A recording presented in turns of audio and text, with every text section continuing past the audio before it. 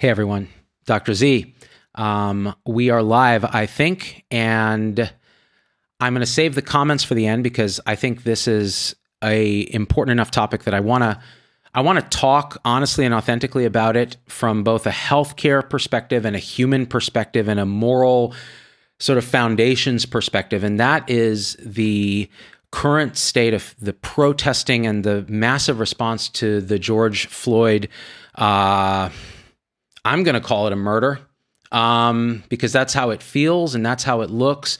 And of course, a jury's got to decide that, but that's how it feels to hundreds of thousands, if not millions of people in the United States who have historically felt disenfranchised, who are terrified that their children are going to be stopped at a traffic light for something routine and killed because of the color of their skin.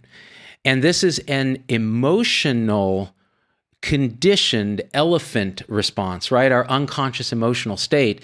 And it is leading to an outpouring of outrage because it triggers every single moral taste bud that we have.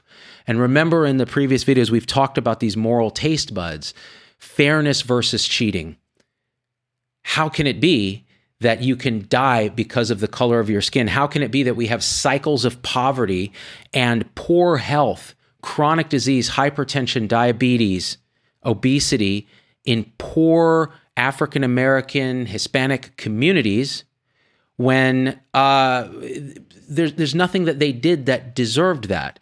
Are we still paying the legacy of slavery so many decades later, and segregation and the civil rights movement? All of this still feels incredibly unfair, especially if you're a member of that group.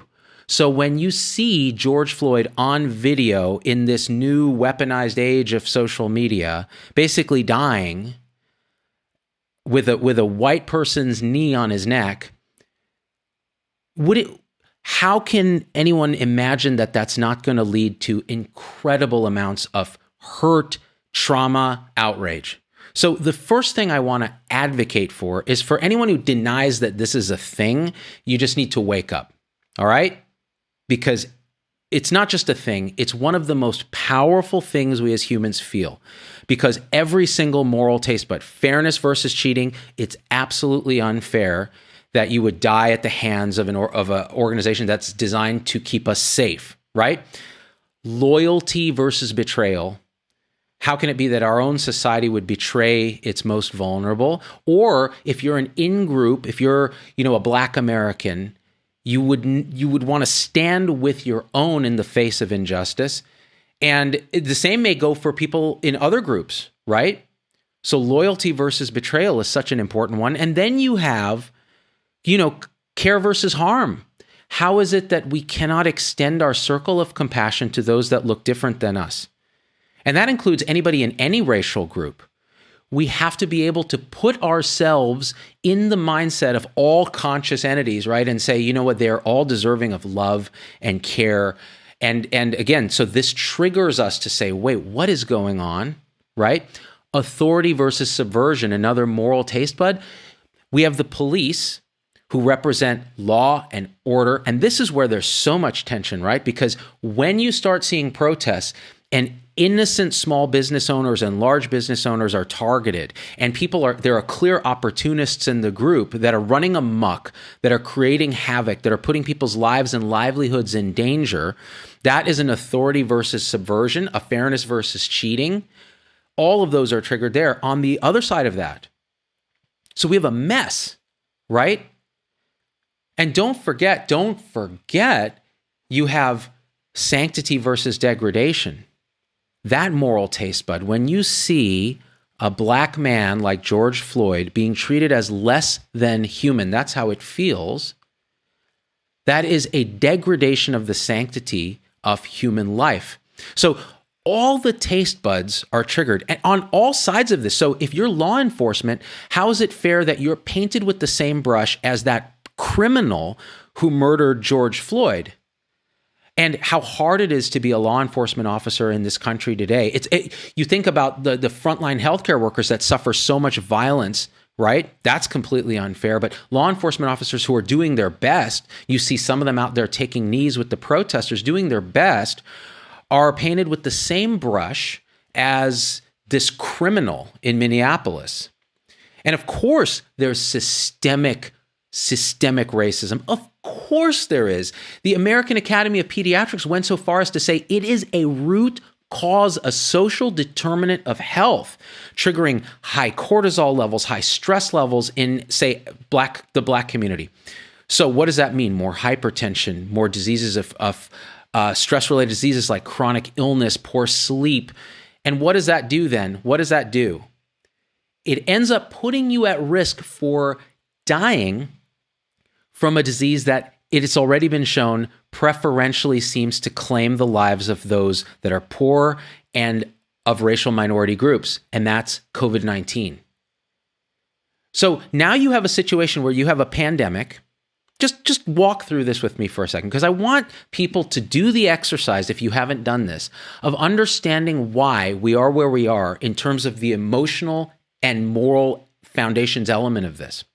And then we're going to talk about the healthcare elements of this and how we can mitigate some of the harm that's coming of this. Because believe me, harm is coming of this.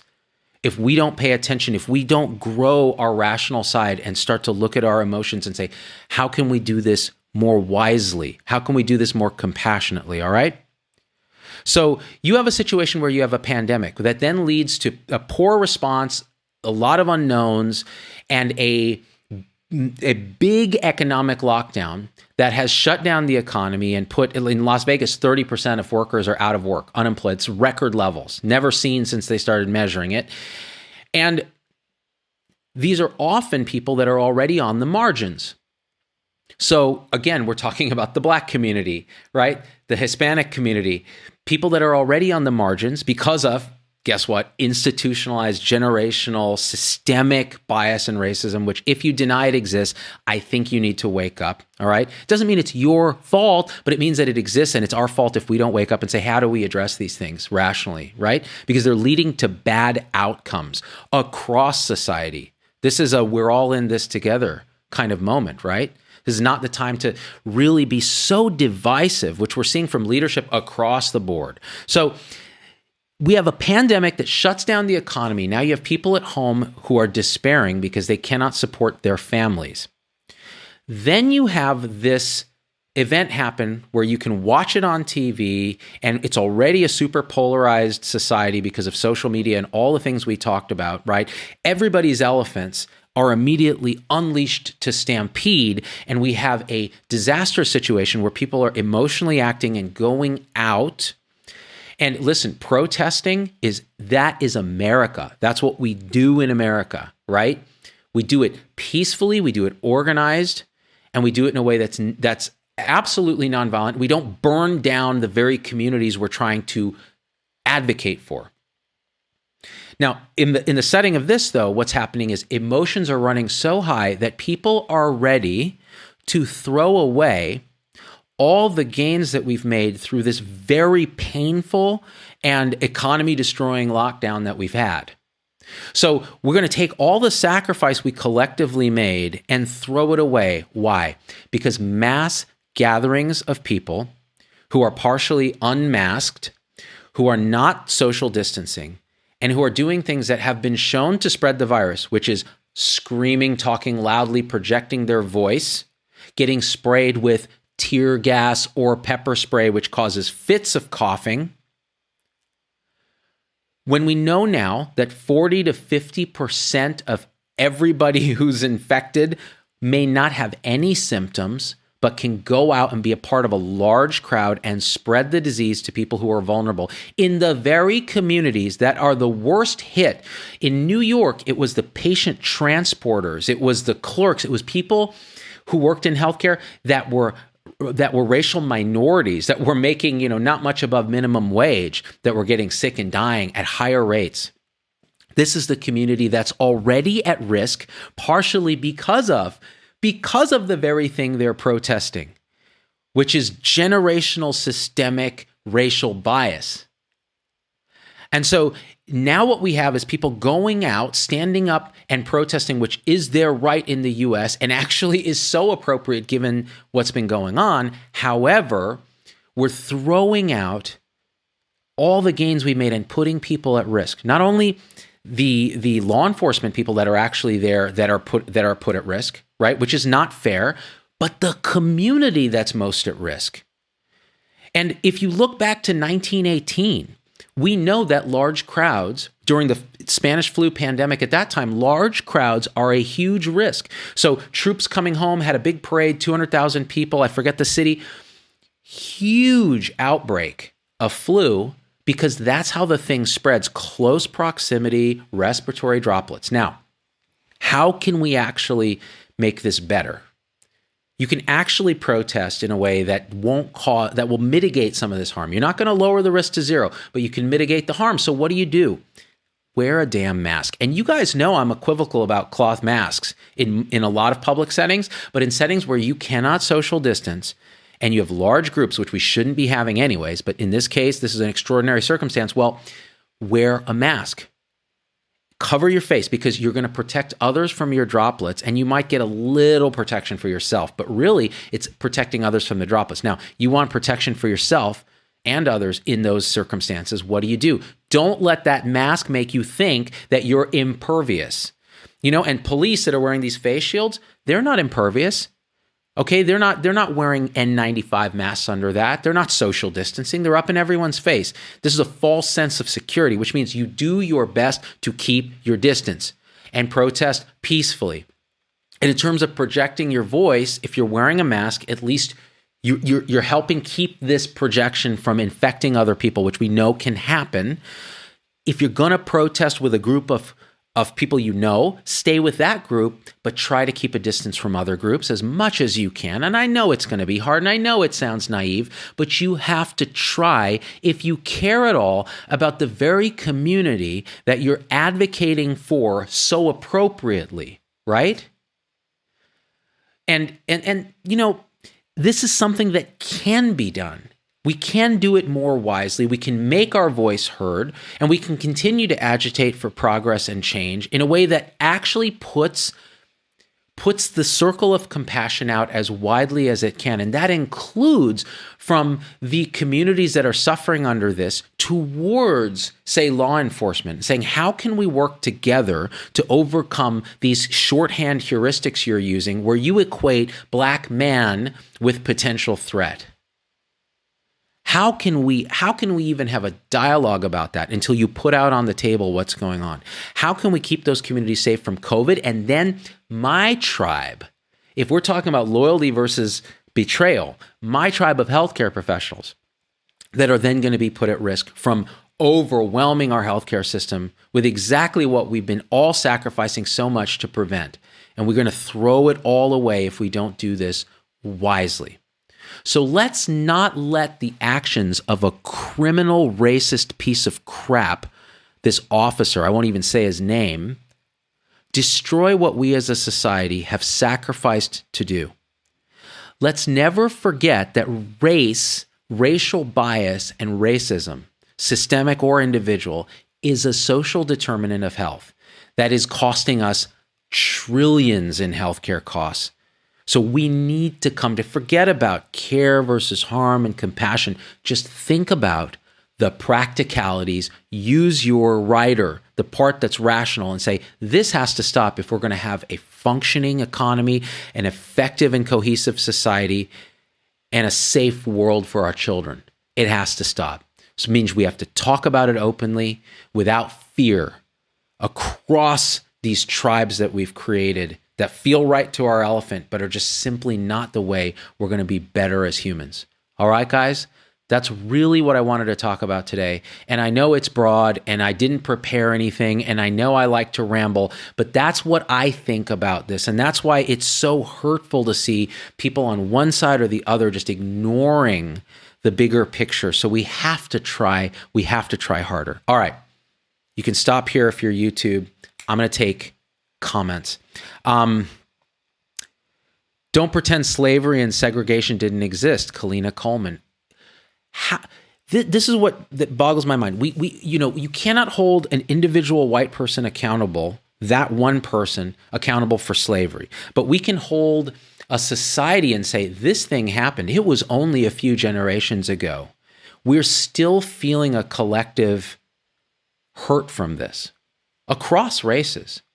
I mean, this was insane. You could buy a human being and sell them like they were property. And then what happens? It's recapitulated when you see a knee on the neck of a black man who ultimately dies in front of you on video. How does that not recapitulate a trauma? It's been called post-traumatic slavery disorder. That's a real thing. I think we deny it at our peril. Now, we can have educated conversations about what's the best way forward, right?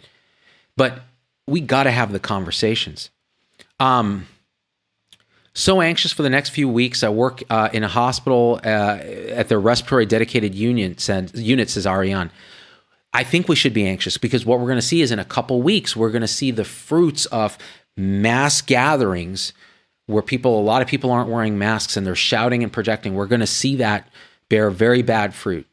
Now, if we don't, it means that the temperature change and the summer and the sort of drift of the virus, that will tell us something too, right? It means that, hey, something is changing here in how this pandemic is playing out, and we need to pay attention and study it. So I do not think that that's entirely unlikely either, but we have to watch. And it doesn't mean we want to do the experiment because there's simple ways to prevent that possibility, right? I have several law enforcement officers as patients. One came in Friday and was almost in tears about Mr. Floyd's death, Jody Chance.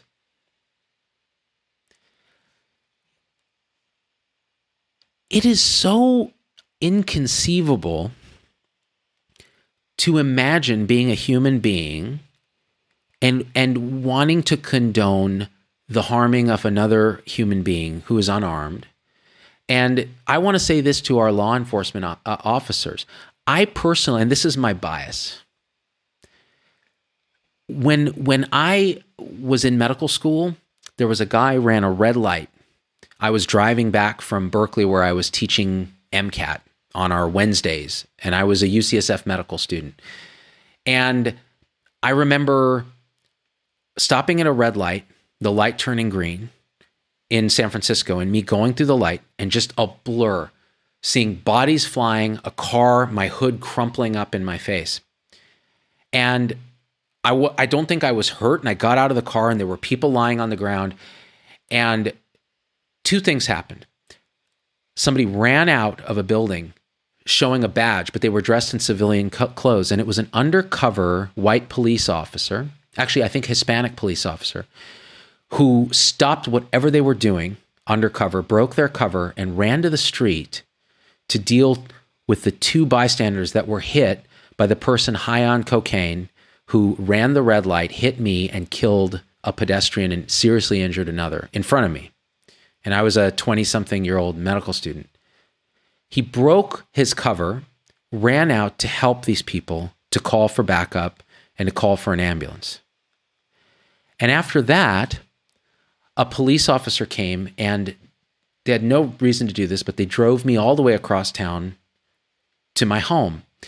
And at that point, they were telling me the story of their own child because they knew I was a medical student, and they saw that I was shell-shocked because I'd just seen somebody die. And I was wondering, was I responsible for this? Because I didn't know what had played out. And they were telling me about their own son who suffered from asthma and how hard it was. And they were connecting with me as I was sitting in the back of this squad car and drove me home. And I will never forget how